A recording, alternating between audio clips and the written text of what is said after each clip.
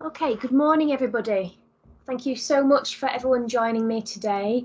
I'm just going to share my screen with you all, and that way you can see my presentation. Okay. Right, the first thing I suppose is for me to say I hope you're all safe and well. I hope you're all doing your very best in this time, and I hope that you're making the best effort that you can to enjoy yourself, because we've never known anything like this before and we probably never will again. So we might as well enjoy it. Okay. We are trying all sorts of new and different ways to try and teach you, to try and engage you with your learning so that when we all return in September or as soon as possible, we will all be in the same place and we will all be able to move forward together. Okay, that being said, with anything new comes any difficulties. Okay, so it is highly likely that some of you will experience some technical difficulties, and it's highly likely that I will experience some technical difficulties as well. So if that happens, please just bear with me. If you need any support at all, please feel free to call me or email me at the bottom. My email address is here. You can also call the office and they will do their very best to help you as well.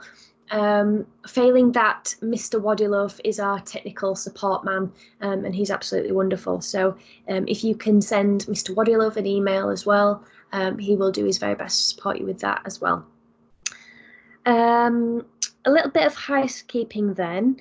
At various times throughout this lesson, I will ask you to pause the video and do some of your own work independently.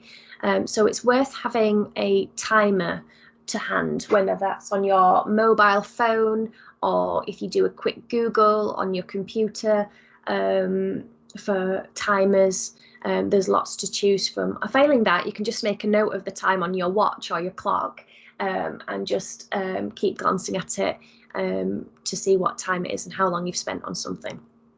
Okay. The other thing that you will need is a copy of the Year 8 Unseen Poetry booklet. I'm going to make sure that I've uploaded that onto Teams so that you have a copy of that to hand. Now you can either print it out if you've got a printer and work on it physically, which is how I like to work, or you can just have it up in the background and you can type directly into the document. That's absolutely fine. Or if you don't have access to a printer or you're working on your phone, then please just work on paper with a pen. That's absolutely fine. We appreciate that it is really difficult and that many people are working in lots of different ways. At the end of this lesson, I will be asking you to email me your work so that I can check it over before we move forward with tomorrow's lesson. So I don't mind whether you take photographs of the work that you've done, if you've done it on paper, or you can scan it in and email it to me, or if you've worked online to attach it to an email. It's probably easiest to attach it to an email by working online, but it's completely up to you. Any of those are acceptable. Just please make sure that you are handing in your work. If you find that you're unable to send me an email with your work, then please just send me an email to say that you've not been able to do it, or that you have done the work, but you've not been able to attach it or hand it in. At this point, it is so important to stay in contact with us all, because we can't see you, we can't really talk to you. So email is the way that we can stay in contact and know what's going on with you. So please do send us emails. We're on our emails from 8 in the morning till gone 3 in the afternoon. So we will get back to you as soon as we're able to do so. Any other things, any other housekeeping? I don't think so. Again, if you've got any questions throughout this lesson, just make a note of them and include them in an email to me and I'll do my best to help you. All right, I hope that's okay with everybody. Let's see how we get on. Let's get into this. Okay, so our first lesson is going to be unseen poetry. So hopefully you have never seen this poem before, and if you have, that's absolutely fine.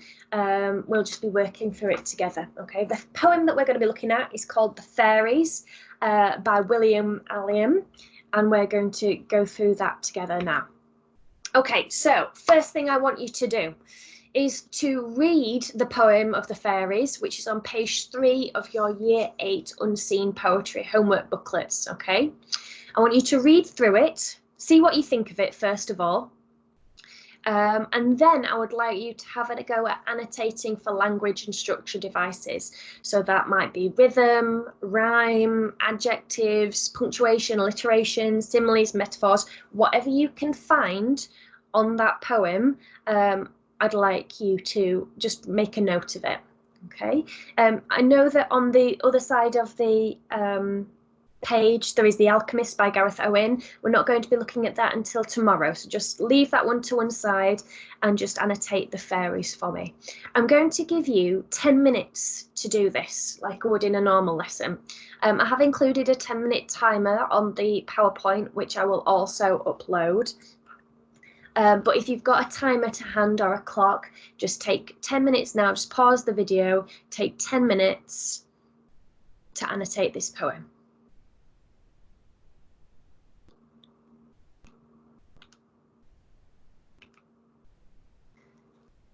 Okay, everybody, hopefully you have all annotated the poem.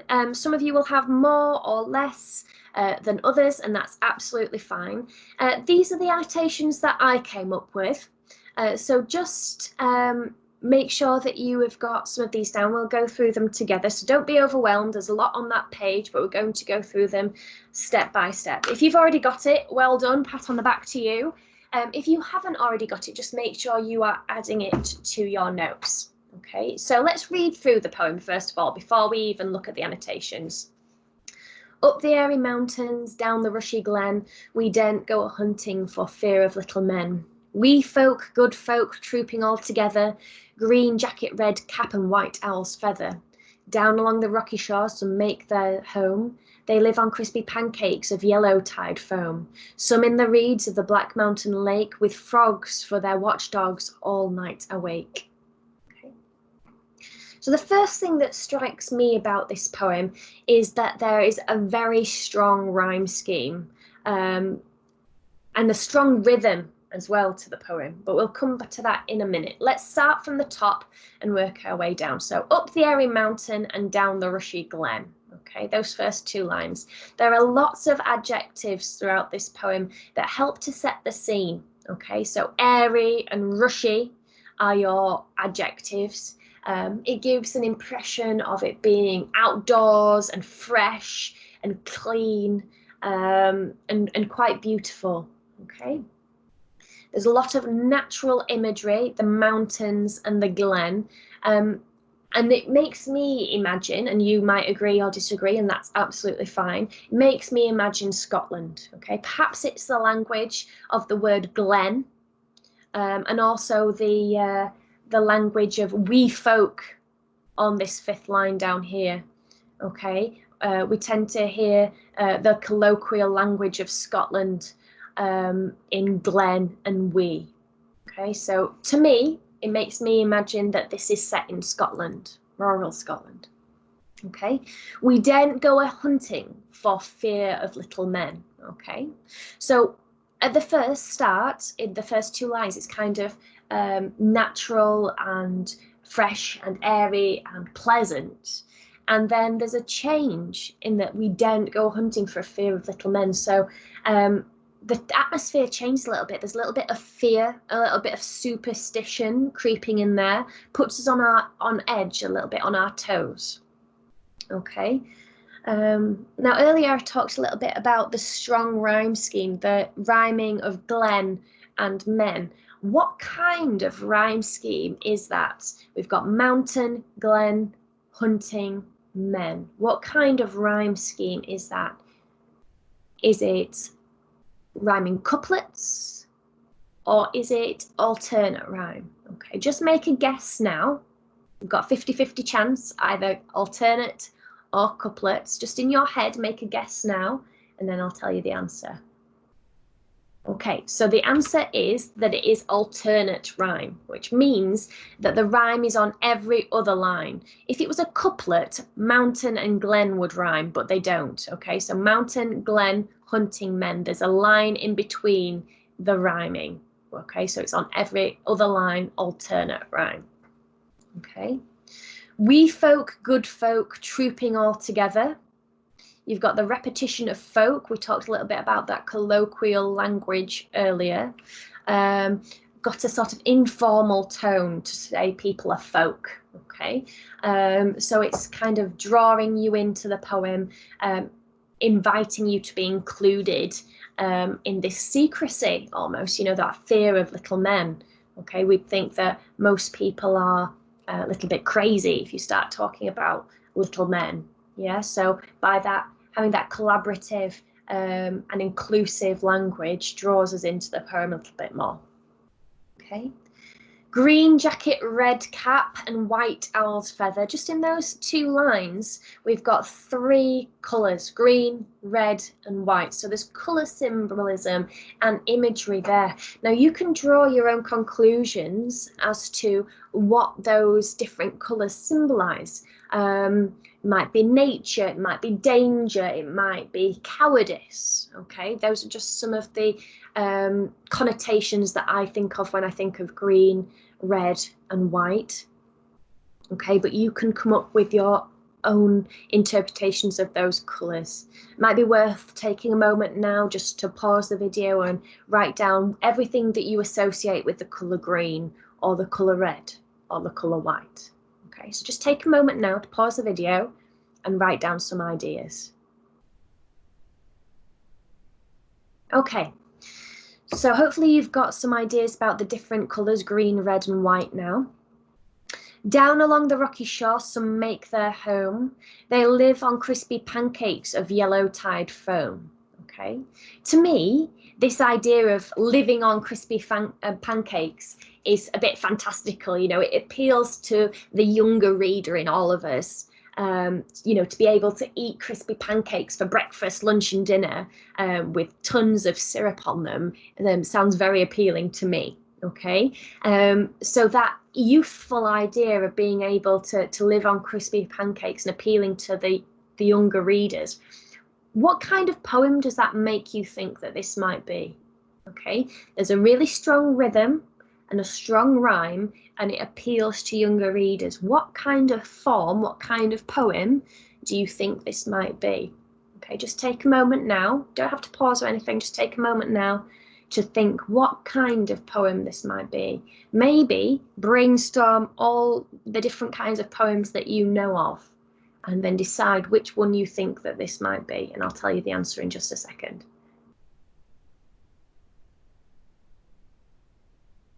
Okay, so this poem is a nursery rhyme. Okay, it's that strong rhythm, that strong rhyme. It appeals to younger readers. Okay, it's a nursery rhyme. Okay, that is the form of the poem, and the form just means the kind of poem that it is. Okay, I'm sorry if you can hear some movement in the background. My cat has just joined me on my windowsill. One of those things about e-learning at this time.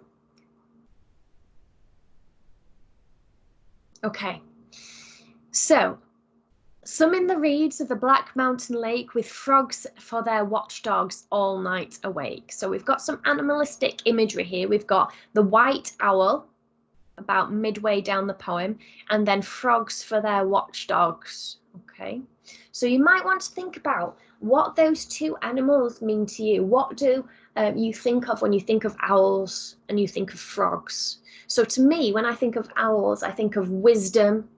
I think of nighttime. When it comes to frogs, I think of marshes and bogs and maybe witches, you know, people being turned into frogs. Okay. So with frogs for their watchdogs, what kind of animalistic imagery do you associate with those animals? Okay. I think that this adds to the theme of superstition and fantasy in this poem. Okay. So just as we've talked through all of that annotation, hopefully you've added to your notes. Now you'll notice that I have colour-coded my notes so that they are colour-coded to be language, form and structure. So I've done the language in blue and the form in green and the structure in yellow. Okay, so it might be worth colour coding for you so you can tell the difference between language, form and structure, and be able to annotate and put that into practice a little bit later for yourselves. So tomorrow we're going to be looking at The Alchemist, like I said, so perhaps we can use this information that we've done on the fairies and we can relate that to The Alchemist tomorrow, but we'll not get too far ahead of ourselves. Okay, the next thing that I would like you to do is to turn to page 4 and 5 of your Unseen Poetry Homework booklet. Okay, you will notice that you have 2 pages worth of a table. Okay, it looks a little bit something like this. I've cut most of it out. So the bit about the alchemist and the similarities and differences, I don't want you to worry about for the minute. I just want you to focus on the first 2 columns. Okay, so you've got the questions in the first column and the fairies in the second column. Okay, and this is over 2 pages for you. I've just squished mine together so that it is all on one slide.